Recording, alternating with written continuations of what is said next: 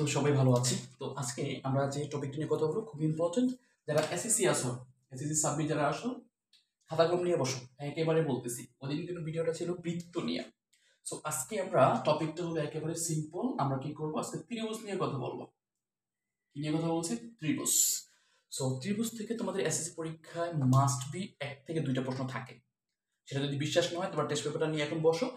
বিগত 10 বছরের ত্রিভুজ থেকে প্রতি বছর কতটি প্রশ্ন আসছে তুমি নিয়ে নাও এবং আজকের টেকনিকটা শুধু শিখে যাও।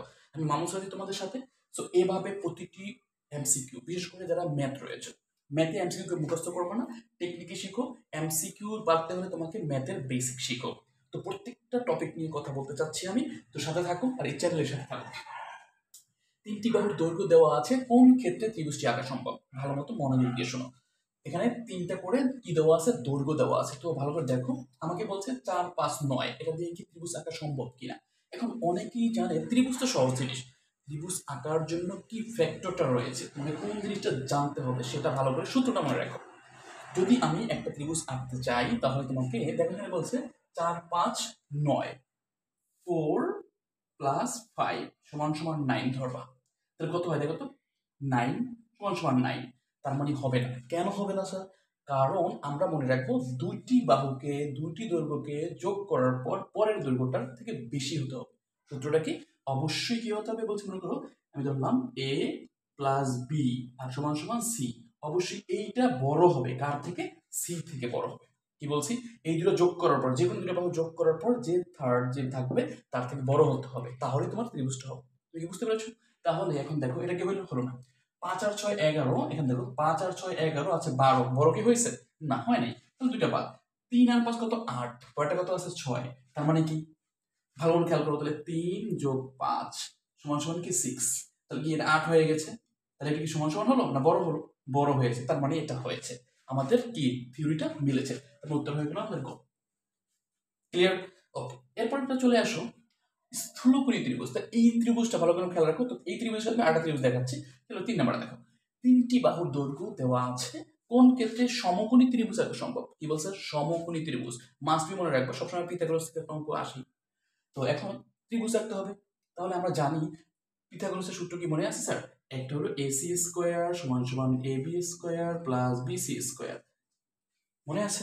তার মানে তোমাকে যেটা বুঝতে হবে সেটা হলো যে এই যে দুইটা, প্রথম দুইটা স্কোয়ার করার পর যদি আমরা স্কোয়ার করি, 2k স্কোয়ার করলে কত হয়? 2k² + 3k² = 6²। 2k স্কোয়ার করলে কত হবে স্যার? 4 হবে প্লাস 9 হবে = 6 এ কত হয়? 36 হয়ে যাচ্ছে। তার মানে কি 4 আর 9 কত হলো স্যার? 4 আর 9 হয় 13। তার মানে কি মিলছে? না, সমান হতে হবে। সমকোণী ত্রিভুজের সূত্র কি? দুই পাশে সমান হবে। তার মানে এটা হয় নাই। পরটা দেখো তো, 5 আর 3, 3 3 9 হয়, আর 4 4 কত হয়? 16 হয়। 16 আর 9 25, আর 5 কে করলে কত হয়? 25। তার মানে কি দেখো তো হয়েছে কিনা? এতে 9 হয়, 9 আর 4 4 16 হয়, সমান কিন্তু 25 হয়। তাহলে কি 25 হলো না স্যার? 25 = 25। তার মানে উত্তর কিন্তু আমরা পেয়ে গেছি। দুই পাশে সমান হলে কি হয়ে যাচ্ছে? বাকিগুলো মিলিয়ে দেখো, হবে না। থিওরি জানো, আমি বলছি এমসিকিউতে ভালো করতে চাইলে জানো যে এই বছর তোমাদের ম্যাথে ফেল করছে প্রায় 6 লাখ। 6 লাখ। তো এর অর্ধেকের বেশি ফেল করছে কি জানেন? এমসিকিউতে। এমসিকিউতে ভালোভাবে করতে হবে। তো এইসব টেকনিক অনুসারে প্রত্যেকটি টপিকের উপরে আমি বলেছি প্রত্যেকটা চ্যাপ্টারে আমি 7টা করে টেকনিক বের করেছি।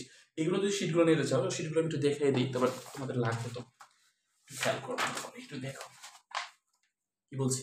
Pre test. তো যারা প্রি টেস্ট দিচ্ছ ম্যাথ পরীক্ষার জন্য, টেস্ট প্লাস হলে তোমার সাবমিট যারা দিবা, প্রত্যেকটা টাইপ ভিত্তিক আমি কি করেছি বলতো? এমসিকিউ করে রেখেছি। একটু খেয়াল করো, দেখতে পাচ্ছ? এগুলো নিতে হবে। এগুলো কপিগুলো তুমি কি করতে হবে বলতো? প্র্যাকটিস করতে হবে এবং টেস্ট পেপারটা নিতে হবে। তো এর পাশাপাশি আর গুড নিউজ দিয়ে দিই, সেটা হলো অষ্টম শ্রেণী যারা বৃত্তি দিবা। তো তোমরা জানো যে এই বছর আমার এখান থেকে বৃত্তি 8 জন দিয়ে 6 জন পেয়েছিল। ছবিগুলো দেখতেই পাচ্ছ। তো এখানে আমি অলরেডি বৃত্তি পেয়েছি, কালকে থেকে শুরু করে দিচ্ছি। যেহেতু আমাদের জুনিয়র বৃত্তি চলে আসছে, সরকার থেকে বলে দিয়েছে। তো দেখো লেখা আছে অষ্টম শ্রেণীর বার্ষিক প্রস্তুতি, এই যে জুনিয়র বৃত্তি পরীক্ষা। জুনিয়র যেহেতু বৃত্তি পরীক্ষার জন্য এই যে টপিকগুলো আমরা এখানে দিয়েছি, ইনশাল্লাহ এই টপিকগুলো থেকে ইনশাল্লাহ কমন থাকবে। তো যারা নিতে চাচ্ছ কমেন্ট বক্সে জানিয়ে দাও। আর নামুন আছে তোমাদের সাথে, নিচের দেওয়া নাম্বার এখন যোগাযোগ করতে পারো। পরেরটা যাচ্ছি, স্থূলকোণী ত্রিভুজ স্থূলকোণ ছাড়া, কি বলছে? স্থূলকোণ ছাড়া বাকি দুটি কোণ হলে তুমি এই ত্রিভুজ আঁকা সম্ভব। একটু ভালো মতো মনোযোগ দাও। স্থূলকোণী কি? এটা অনেক স্টুডেন্ট জানে না। স্থূলকোণী কি বলতো? যেই কোণটা হলো গিয়া আমি কিন্তু আগের ভিডিওতে বলেছিলাম, দেখে আসতে পারো, এই ভিডিওটা অবশ্যই দেখবা বৃত্ত থেকে। যেই কোণটা হবে 180 ডিগ্রি অপেক্ষা ছোট এবং 90 ডিগ্রি অপেক্ষা বড়, তাকে আমরা বলি স্থূলকোণী। কি বলি? স্থূলকোণী। তাহলে বলছে স্থূলকোণী ত্রিভুজের স্থূলকোণ ছাড়া, তার মানে কি 90 ডিগ্রি বড় ছিল সেটা হতে পারে 110 ডিগ্রি। আর কোন দুইটা দরকার, তার মানে অবশ্যই আর দুইটা যে কোণ লাগবে সেটা হতে হবে কি 180 থেকে ছোট। তো অলরেডি আমরা স্থূলকোণ তো লয়েই গেছে বলে সারা বলছে, তাই স্থূলকোণ ছাড়া কি থাকবে? দেখো 9 আর 90 আর 30 120 নেওয়া যাবে না, কারণ অলরেডি বড় কোণ আছে আমাদের। 25 50 আর 30 80, হ্যাঁ এটা নেওয়া যেতে পারে, কারণ 80 ডিগ্রি হলো 90 থেকে ছোট।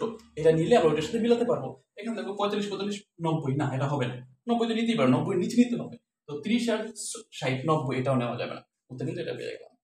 তো এইভাবে ত্রিভুজের আমরা 6টা টাইপ করেছি। 6টা টাইপ যারা নিতে চাচ্ছ নিচে দেওয়া নাম্বারে যোগাযোগ করতে পারো। আর কোন ভিডিওটি দরকার, কোন টপিকের উপর ভিডিও দরকার, কমেন্ট বক্সে জানিয়ে দাও।